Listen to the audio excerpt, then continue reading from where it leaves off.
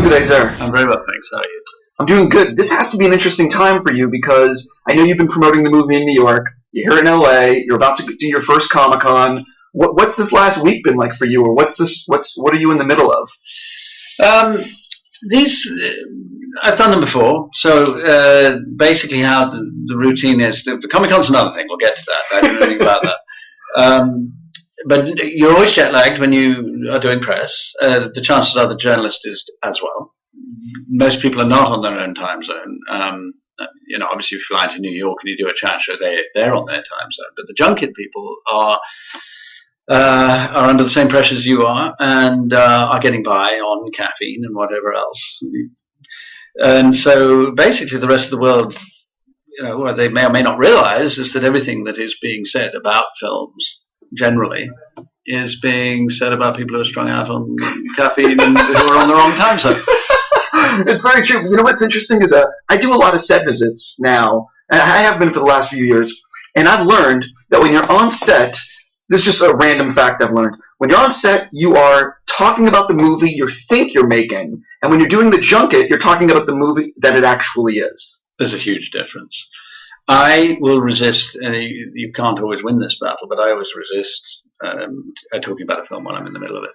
It's often called for and demanded and asked for, but I hate to do it. And it's partly because I know I'm not going to make any sense, even less than I normally do. You're in the middle of it. You don't quite know what's working and what's not working. You may not even have a coherent way to express what you're trying to do at that point. Sure. It's a very strange, nebulous craft, acting. You're giving yourself over to somebody else's words.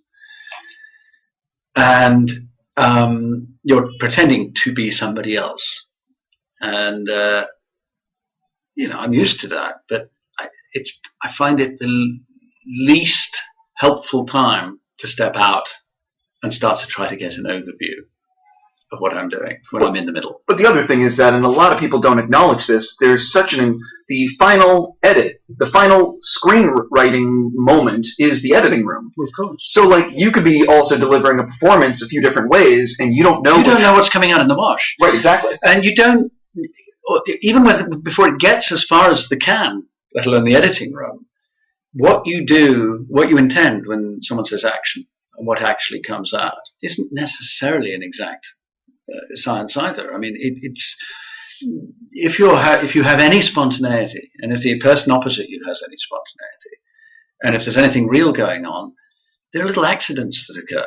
You have to leave room for a bit of the random. You're open to things, and so it doesn't happen according to programming.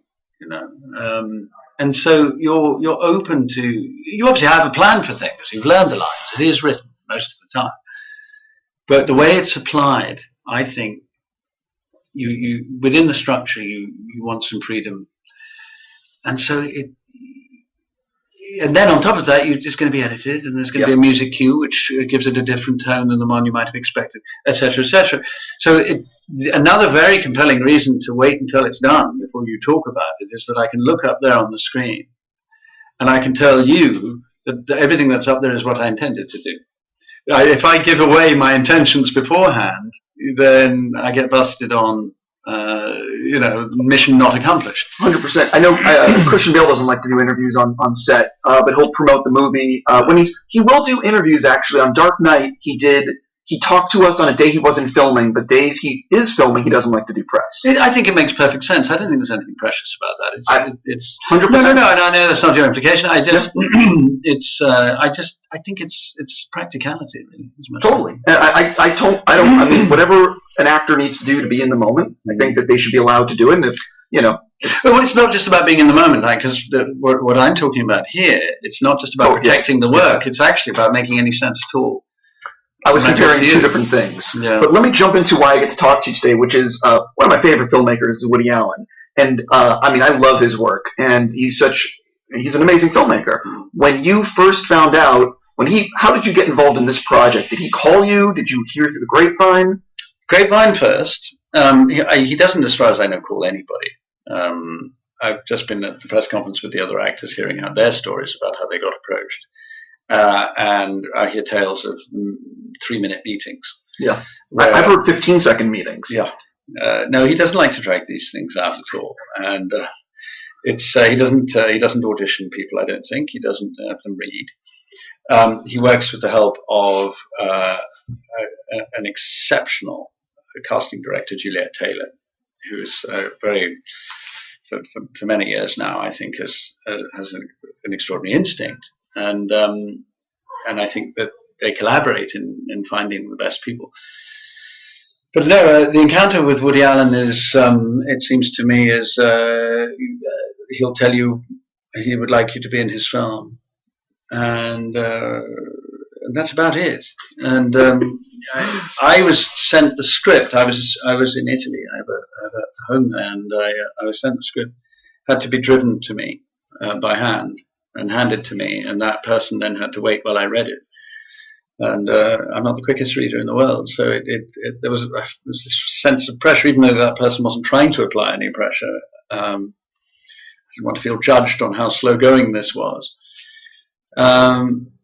And I was very compelled. I mean, I was slightly daunted. It came as a big surprise to me. Woody Allen was, if you'd asked me at any time in my career since, or even before it started as a teenager, who are the directors you most want to work with in your life? If there had ever been 3, he would have been on the list. And so after all these years, to suddenly hear that, I was up was wonderful. And but then to see the script, every time under the word Stanley was this huge amount of ink. And I thought, I've never had so much to say in any film in my life. And some of it is monologue. Some of it's not just dialogue heavy scenes. Some of these are soliloquies, literally alone in a room, where for those few minutes you are carrying the film. And so it was one felt honoured and flattered to be entrusted with that, but very nervous. Well, I know that Woody doesn't like to do rehearsal, and I know it's he likes to shoot 9 to 5. He has those that he keeps a very tight ship. What was it like to work in that? We didn't get that. A lot of the things I'd heard about how Woody works proved not to be true. Some of them did. The fact that he doesn't rehearse proved to be true, but we'd also heard he doesn't direct. That was not true. He was a very engaged, meticulous, and very verbal director, and got right in and get all that sort of thing. Sure, he doesn't chat and he doesn't socialize with me anyway, and he reshoots some of his stuff. I was told not to expect him to be funny. He's very shy. He probably won't be out there cracking jokes, but he was very funny. And just in the course of giving you direction and notes, he was funny. But the 9 to 5 thing, I'd heard that, and I was very optimistic. Because we were in the south of France, so it was as downtime as I can get. But it was to do with the lighting, and to do with the way Darius Conji shoots, as the director of the photography. It's the famous magic hour. But the light that they were looking for is at its best in the morning, and then you have to wait until after 4 o'clock for it to be at its best again. And so there was a hole in the middle of the day where you waited for that light to come back. But once that light showed up, you realized why it was worth it. I mean, that's not post-production trickery that you're seeing there.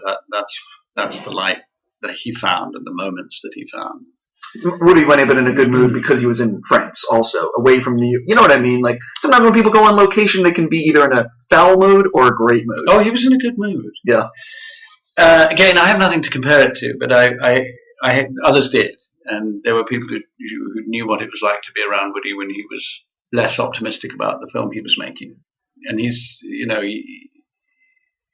he will tell you about how he feels about things if you ask him. I mean, I didn't usually dare. I'm a reserved Englishman, and he's a rather shy New York intellectual, and that didn't exactly catch fire in terms of the ease of chatting. But he was. I often heard it through second hand. Someone said, "I just heard Woody saying he's very happy with scene 93," and that sort of thing. So, but no, I think he definitely seemed in good spirits from what I could understand. But no, I think the south of France. I think it a little went a long way with him. He likes the city. And, oh, 100%. Yeah, 100%. I definitely want to jump into, before I run out of time with you, one of the things I'm so looking forward to, because I've seen footage from the movie, is Kingsman. I saw it at CinemaCon. They showed this great action scene in the restaurant, and the first thing I thought of when I watched the footage was you had seen Liam Neeson kicking ass and Taken and said, I can do that too. That's not no, I would never have presumed to say that too, although it is thrilling seeing Liam Neeson doing all that stuff, particularly speaking as a fellow traveller of his age. And you're not Liam Neeson's, but you know what I mean. Yeah, no, I do know what you mean. It's you don't expect that someone's going to that call to arms when you're my age, and particularly when you have no history of athleticism whatsoever. Quite the contrary, really. And Matthew Vaughn has a very, very interesting way of messing with people's expectations and presumptions.